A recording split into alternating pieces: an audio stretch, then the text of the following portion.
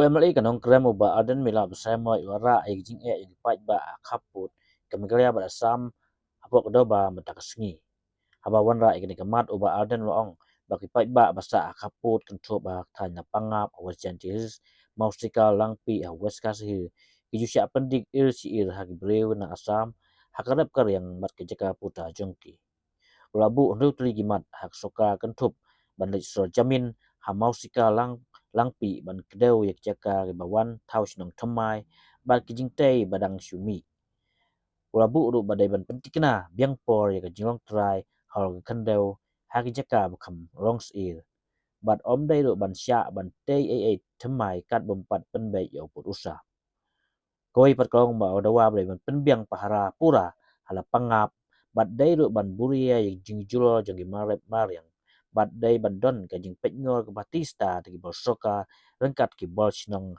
ha ke tei ke tan kaput uba aden uong ba omla ban pelong lang kenya yak breu hak kaput na dau jang jing ka jeput bat uong ru ba ya kam ka jeput omla ban Pynbeit ha Kamra Henry dai ban Pynbeit ha Madan disturbances during the cultivation season. So, hundreds of villagers subsequently marched to the Meghalaya Secretariat demanding protection for farmers. There have also been reports of agricultural huts being burned and crops being damaged in the area. So this means that for the farmer, the border problem is not merely a matter of map or a boundary pillars.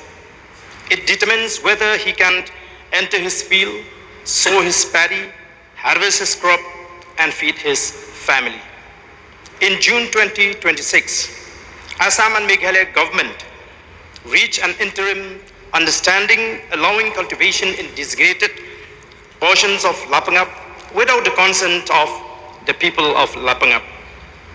Under this interim border agreement, farmers from Lapangap are restricted to cultivating in the low-lying fertile areas, and farmers express grievance over being confined to cultivating only the low-lying areas, alleging that the higher hilltops have been forcefully occupied by the Karbis and that they have destroyed all the crops and trees planted by Lapangap people for years altogether. Lapangap farmers are paying the price. Lapangap demonstrates the human cause of an unresolved border dispute, and which is the biggest injustice to Lapangap farmers. So the most disturbing situation is that the farmers is caught between two administrations while the government negotiate the boundary. The farmer cannot postpone cultivation until the border talks are completed. Agriculture operates according to seasons. If a farmer misses the sowing season, it means no cultivation, no harvest, no income, which will result in the death and ultimately loss of livelihood.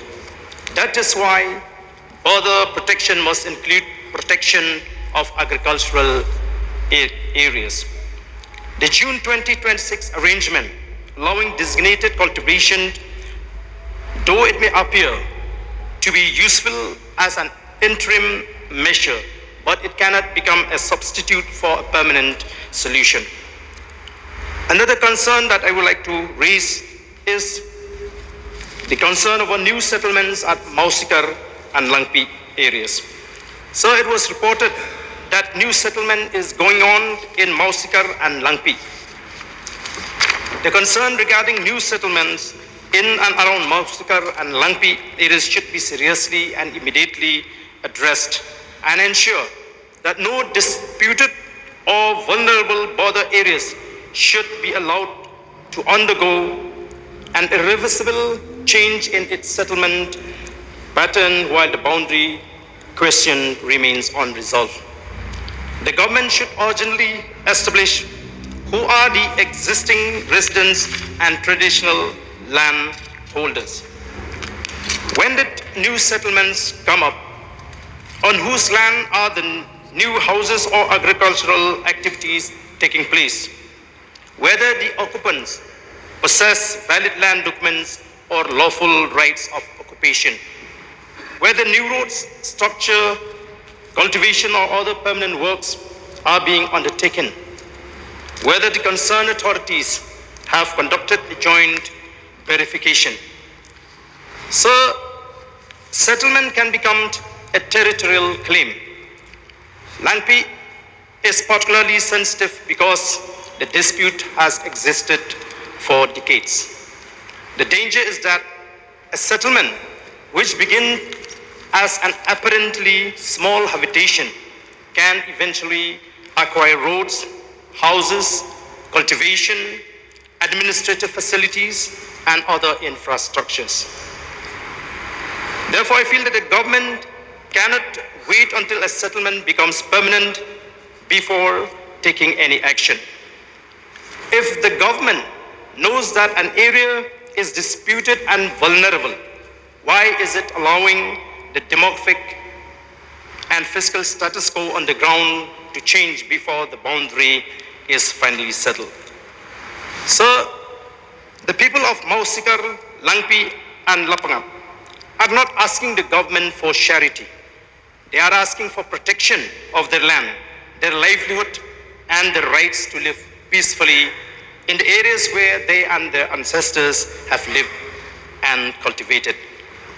While governments sit across the table discussing boundaries, our farmers are standing in their fields wondering whether they will be allowed to cultivate their own land. So a boundary dispute cannot be resolved only in conference room. It has to be protected on the ground.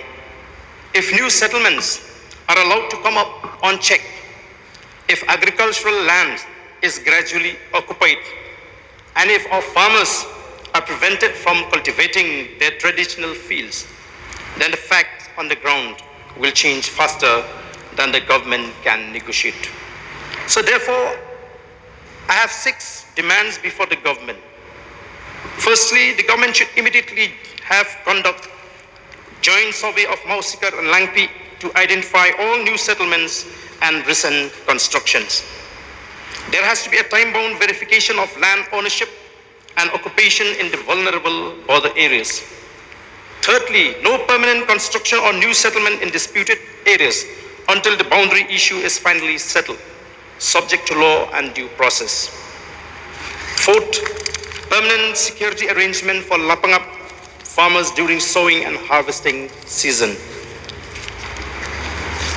Fifth, government compensation for verified crop and property losses suffered because of border-related obstruction or violence.